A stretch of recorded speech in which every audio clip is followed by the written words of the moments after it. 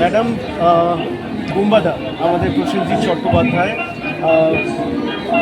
মানে দুদিন হলো আমাদের কাছে খুব গর্বের খবর এসছে এবং আমরা জানি উনি পদ্মশ্রী পেয়েছেন এবং বাংলার কাছে বাঙালির কাছে এটা একটা বিশাল সম্মান। কিন্তু জনশ্রুতিতে কিছু কিছু ক্ষেত্রে এটাও বলা হচ্ছে বড্ড দেরি হয়ে গেছে বুম্বাদাকে এই সম্মানটা দেওয়ার জন্য, অথবা এটা প্রশ্ন আসছে যে সামনে ভোট তো তাই জন্য বাংলা বাঙালিকে তুষ্ট করা হচ্ছে। আপনার ব্যক্তিগত মত মানে কি এই প্রাইজ দেওয়ার ব্যাপারে আমি তো প্রথমেই ওনাকে কনগ্র্যাচুলেশন জানাবো এবং আমি মনে করি যে একটা উনি পরবর্তী প্রজন্মকে একটা সৃজনশীলতার দিকে এনকারেজ করেছে, ঠিক আছে? তো ডেফিনেটলি সেটার অ্যাপ্রিসিয়েশন হওয়া দরকার।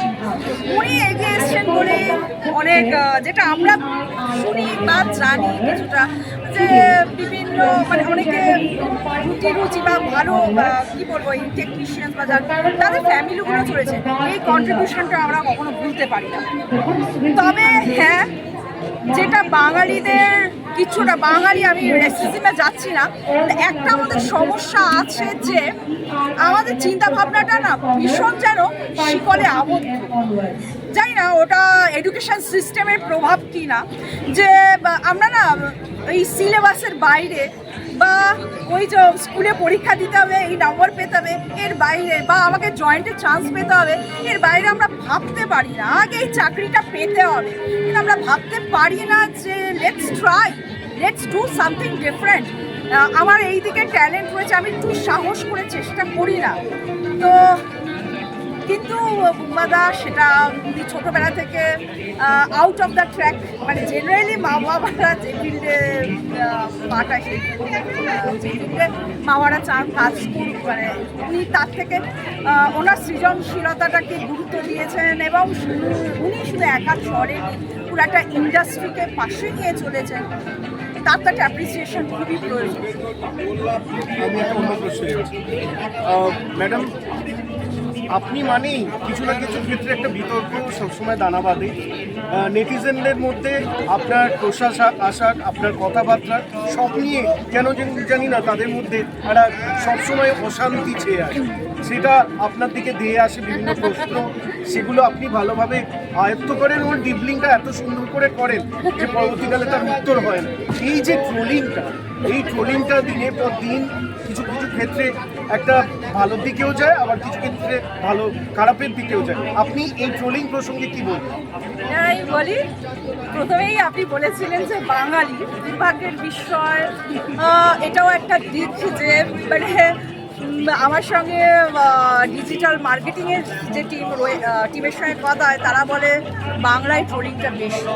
কিন্তু আমি নিজে দীর্ঘদিন কর্পোরেট জব করেছি, আমি ডেলি পাবলিক স্কুল মেগাসিটিতে ছিলাম।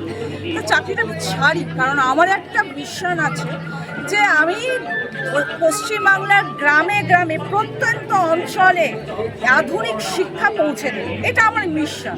এবং সেই মিশনের জন্য সেই মিশন রিচ করা মিশনে বা মিশনটা অ্যাচিভ করার জন্য যা যা স্যাক্রিফাইস করার যা করার আমি করবো, এটা আমার ডিটারমিনেশন।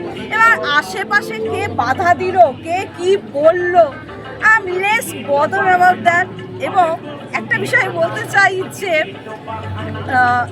আমরা কেন এআই নিয়ে ভাবি না, আমরা কেন এডুকেশনের মডার্নাইজেশন নিয়ে ভাবি না, আমরা কেন ভাবি না যে গ্রামের সেই পিছিয়ে পড়া স্কুলটাতেও স্মার্ট এডুকেশন চলবে, আমরা কেন ভাবি না গ্রামের সেই পিছিয়ে পড়া স্কুলেও রোবোটিক্স পড়ানো হবে, আমরা কেন ভাবি না যে ক্লাস 5-6 থেকেই কোডিং পড়া হবে। ইনস্টেড অফ দ্যাট আমরা পোশাক আশাক নিয়ে ভাবি, আমরা গ্লোবাল ওয়ার্মিং নিয়ে বা ক্লাইমেট চেঞ্জ নিয়ে বলি না কথা।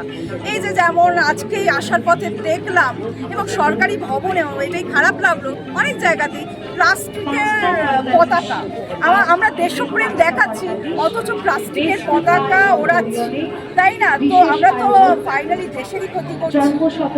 Environment, water crisis, energy crisis এইসব নিয়ে আমরা বলি না, কারণ কি আমাদের এগুলো বলতে শেখানো হয়নি ছোটবেলায়। ইনস্টেড অফ দ্যাট আমরা ভাবি যে পরনিন্দা পরচর্চাটাকে আমি পরনিন্দা পরচর্চাই বলবো। একটা মেয়েকে আমরা তার রূপ দিয়ে বিচার করি, আমরা কিন্তু তার বুদ্ধিমত্তা দিয়ে তাকে বিচার করি না।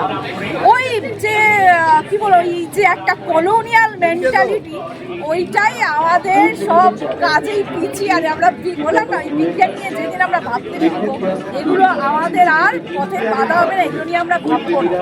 পাশাপাশি আরেকটা জিনিসও বলতে চাই যে আমি চাই আমার পরবর্তী প্রজন্ম, আমার ছোট ছোট মেয়েরা, ওরা যেন ডানা মেলে ওড়ে, ওরা শুধু সৃষ্টিশীলতা নিয়ে ভাবে।